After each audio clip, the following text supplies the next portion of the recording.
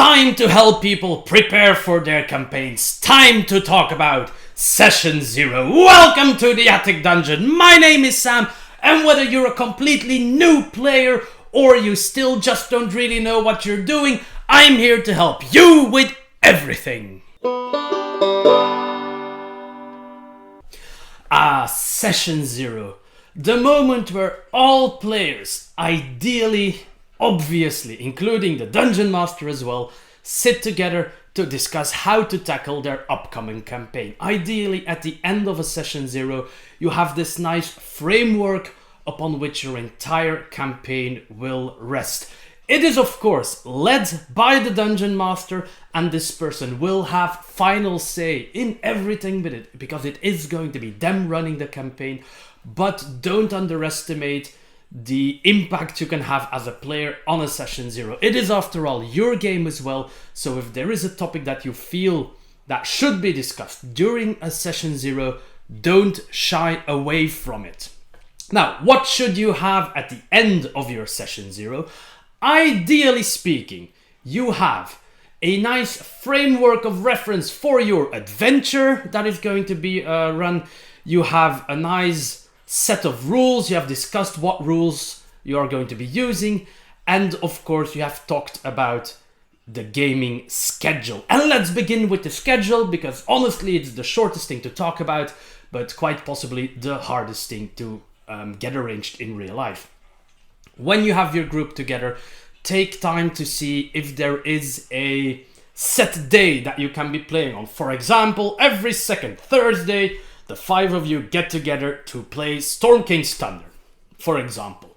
But maybe some of your players don't have a fixed work schedule, or they're not always at home. They might be having to take care of the kids on certain days. So all of those things have to be talked about beforehand, so you kind of know what a realistic amount of sessions is going to be over a set amount of time.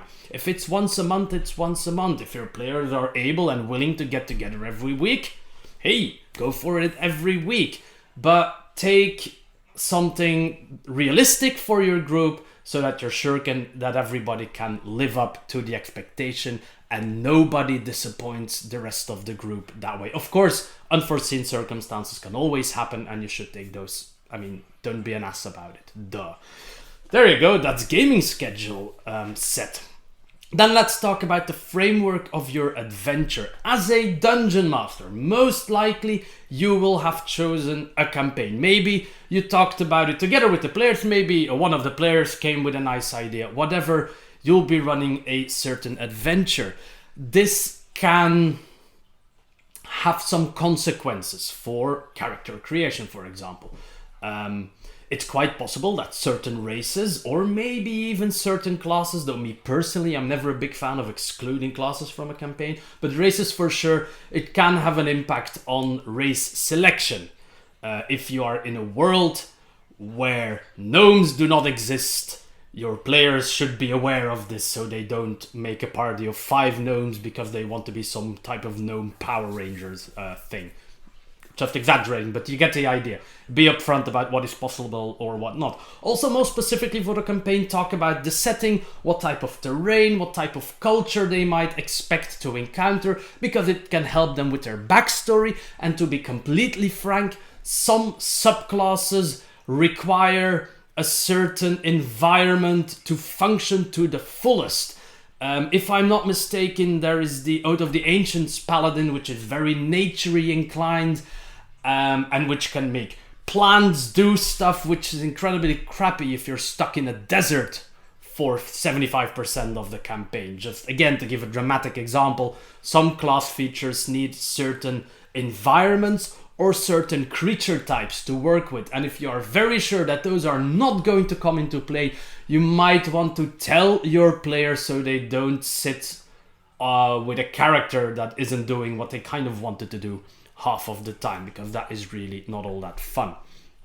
That is your adventure framework done, basically. So give them some basic information. Obviously your players shouldn't, and they don't want to receive spoilers, but campaign setting, what type of world, what type of environment, what type of races, etc. are present really helps them to flesh out the character concepts that you're going to create.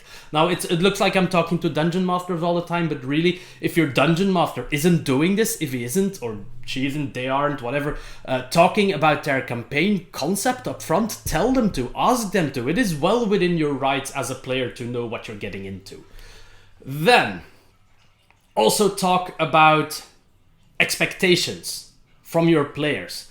Some players lean more heavily into combat-oriented campaigns, others adore role-playing, and then there's those people who really just want to explore the world, for example. So talk to your guys and girls amongst the players, and let everybody talk about what they enjoy most in a role-playing game. That way, you all get to know each other a bit better, you learn the expectations of the other people, and as a dungeon master, of course, you should be taking notes here, because you're going to try to design sessions for each of your archetypes of players. You will have those combat-heavy sessions for your hack-and-slashy people, but then you might also have some wonderful intrigue stuff for your RPs, and vast landscapes to explore for your explory players. The same, by the way, should be talked about when it comes to min-maxing. How min-maxy are your players going to be? This is for two things. One, it might not be fun for one player who wants to play a concept that isn't necessarily min-maxed to feel like he's behind on those, oh yes, I'll take the pole arm, sentry, fighter, you go for the ultimate grave cleric healer, and together we'll rule the world. Somebody else might be feeling left out. So kind of decide on how min-maxy the players are going to be. Also, because your dungeon master will need to adjust the challenge rating of the encounters if they are dealing with a full party of min-maxy players. Simple as that. Also, talk about... Well, maybe you don't have to talk about it, but it's quite possible that within your group, certain players don't like certain topics to appear in game. Now, if you're playing with a group of really close friends and you know each other inside out, you probably know this of each other. But if you're playing with a group of complete strangers, and let's be honest, in these wonderful Corona times, that is not that unlikely that you're running an online game with new people. Take a moment to at least make your players aware that if there are any topics that they don't want to appear in game, that they can send the Dungeon Master a message about this. A practical example I read while scrolling through the interwebs was somebody who started running a new campaign, and he asked this, like, guys, if there's anything that makes you feel super uncomfortable or that you have a bad history with, tell me about it and I'll make sure it doesn't appear. He had two guys in his group asking him to avoid having them get captured, and especially for prolonged periods of time. Now, this might sound like players who just want to get out of jail for free card, but apparently both guys were ex-militaries who had been prisoners of war for quite a lengthy period of time and had some obvious trauma to deal with. So if there is stuff like that, you really should make sure that your players can talk about this, or at least message you about it in private, so you can take that with you. And while we are talking about the human side of the game, also discuss table etiquette. Food and alcohol, or food and drinks, how is it arranged? Is alcohol allowed at the table? Will you include smoking breaks for people who smoke? What happens when a player is absent? What happens to their character? Are phones allowed at the table? Because obviously they can be really great for looking something up, but they also are a major cause of distraction for many people. So stuff like this should also be talked about during the session 0, so that they don't cause aggravation later on during the game. Now, next part of my Holy Trinity would then be, of course, be the framework for the rules. No matter what game you're going to play, the usual assumption is that you'll be using the rules as they are written. Kind of, because that's how they are written in the book. If at any point your group is planning to deviate from these rules, this should be discussed up front and not at the moment where it's happening. Obviously, I'm talking about D&D 5e most of the time, so I'll use an example from how I run my games. There is one rule that in all of my games I adjust, and that is how critical hits work. As written, let's say you're the barbarian with the big great axe. If you crit, you get to roll your d12 twice and then add your damage modifier. Now, it's quite possible that this way critical hits are still going to blatantly suck. You can roll a 2 and a 3 on your d12s and then add, I don't know, a 4 from your strength bonus, and your whooping crit will have done a total of 9 damage, which a regular hit can easily outclass if your d12 is higher. So what we do when you crit, especially with weapons, you get your first die to be max damage, so you'll start with 12 damage and you roll all the extra dice that you get, and then you add up all the damage. That way, you're at least ensured that your damage is going to be above suckiness. Works a bit different for spells, obviously, but it's a nice general rule around critical hits that we always use. And if you are planning on using homebrew rules like that, players should be aware of this before the game starts. Also, again, players, quite possible that you have a super experience with homebrew rules from another table. This would be the excellent moment to bring those up and discuss them. I think you should assume that if a rule hasn't been discussed, it is going to be using the normal rules. There are some cases where there's multiple options where you will have to decide on what to do, and that very neatly brings me to my next topic, namely character creation. For character creation, I've already talked about races and classes. You should talk whether there are any restrictions, but then comes the next bit. How are you going to handle character creation? Are you going to use the standard array, point buy? Are you going to roll for stats? Are there going to be any special cases? Maybe it's a smaller group with only 3 people and they get a higher point buy total so they can face greater challenges during the adventures. That's very possible. Talk about it beforehand. If you're rolling for stats, obviously the method has to be discussed.